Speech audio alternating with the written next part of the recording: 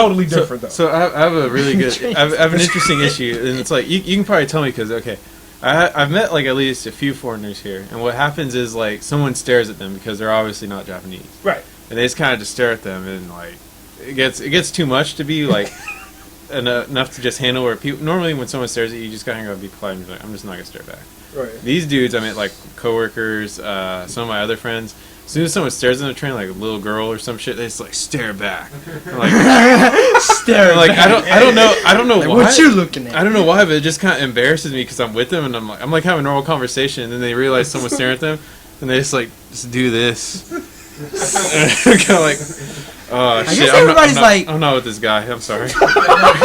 But no, like, what do you think? Like, do you think if someone stares at you, because you're actually pretty big and black, like, do you ever just stare back at them just to, like, get them to stop? Or do you just do that because you get pissed? I don't get pissed. I've never been pissed because I gotta...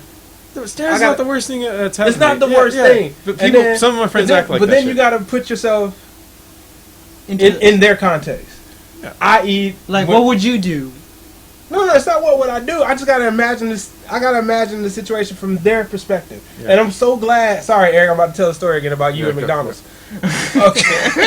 So I'm so glad I went to McDonald's with Eric that time, because when I was at the door and I could actually look like a couple yards ahead of me, I could see what I look like to a Japanese person, because I never get to see what I look like in Japan.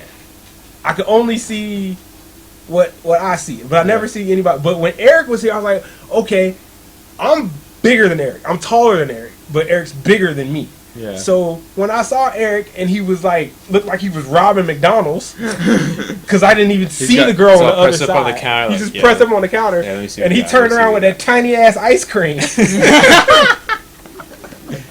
I was like, God, this shit looks so stupid. Like, you have to stare. It's like, look, Mommy Godzilla just bought an ice cream cone. So